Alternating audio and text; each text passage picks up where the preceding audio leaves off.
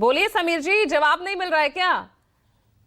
ये PDA versus Hindutva की लड़ाई को हिंदुत्व वर्सेस हिंदुत्व बनाकर मुश्किल खड़ी कर दी है क्या? नहीं पूजा जी, दो बातें कहूंगा। एक तो माननीय मुख्यमंत्री आदरणीय योगी जी कल विवेकानंद जी की जयंती के उपलक्ष्य में नौजवानों को पुरस्कृत कर रहे थे, उनका सम्मान कर रहे थे और उन्होंने विवेकानंद जी की चर्चा की और ये कहा कि विवेकानंद जी दुनिया के अंदर भारत का मान बढ़ाया, उन्होंने हिंदुत्व का परचम लहराया और दुनिया के अंदर कभी भी गए तो उन्होंने हिंदुत्व की बात की और दुनिया के अंदर भारत को स्थापित किया।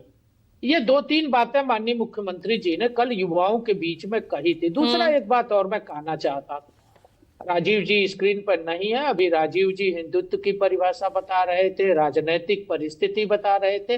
राम कभी हमारे लिए राजनीति के विषय नहीं रहे, राम हमेशा हमारे लिए आस्था के विषय है, श्रद्धा के विषय। और आपने देखा होगा कि उत्तर प्रदेश में सरकार आने के बाद, माननीय मोदी जी के प्रधानमंत्री बनने के बाद, हमने 2014 से लेके काशी विश्वनाथ कॉरिडोर रहा हो, विंध्याचल धाम रहा हो, अयोध्या में भव्य राम का मंदिर बनाना रहा हो, मथुरा का विकास रहा हो, ये हमारे सामाजिक और सांस्कृतिक एजेंडे में है आस्था जी। ये राजनीति का विषय नहीं, ये हमारे लिए आस्था का विषय है। हम इस पर राजनीति करते भी नहीं। लेकिन मैं समाजवादी पार्टी से जरूर पूछना चाहता हूं, अगर राम उनके हैं तो राम मंदिर क्या है?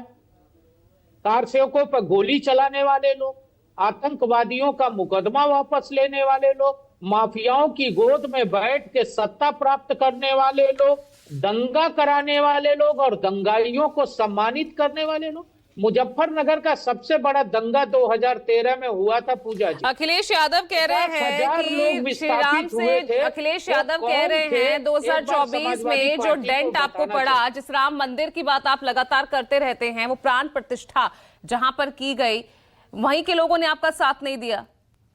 नहीं, ऐसा नहीं, हार गए वो सीट। वही मैं कह रहा हूँ कि अभी हमारे साथ वरिष्ठ पत्रकार नहीं है, नहीं तो मेरा एक सवाल था कि हम कभी राजनीतिक रूप से राम मंदिर को नहीं देखते, लेकिन अभी पिछले दिनों मिल्कीपुर में आपके सहयोगी जीतन राम मांझी कई बार उन्होंने ये विवादित बयान दिया है। मैं कुछ बयान आपको सुना देती हूँ। 17 मार्च 2023 का उनका ये बयान, जिसमें वो कह रहे थे रामायण काल्पनिक है और राम से ज्यादा कर्मठ रावण है।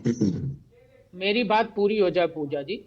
अयोध्या के अंदर अभी मिल्कीपुर का बाई इलेक्शन हुआ और समाजवादी पार्टी के सांसद ने अपने पुत्र को लड़ाया और मिल्कीपुर विधानसभा जानती है कितने वोट से हारे?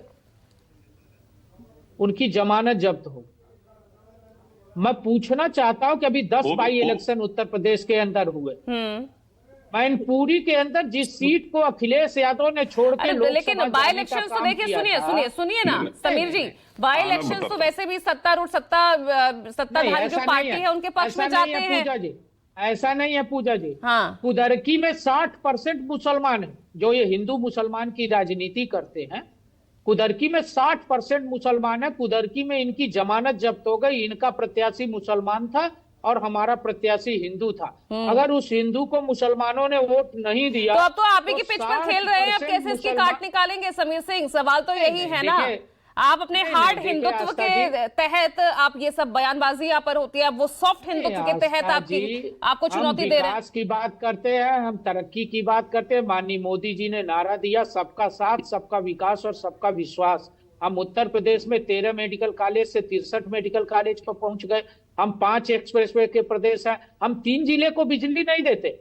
इनकी सरकार में, समाजवादी पार्टी की सरकार में, तो दो सीटों से 303 पर भी पहुंचे थे, लेकिन 303 से 240 हो गए ना। बिजली देते हैं पूजा जी। हम एक्सप्रेसवे के सबसे ज्यादा प्रदेश है। हम आज एयरपोर्ट सबसे ज्यादा क्रियाशील है हमारे यहाँ।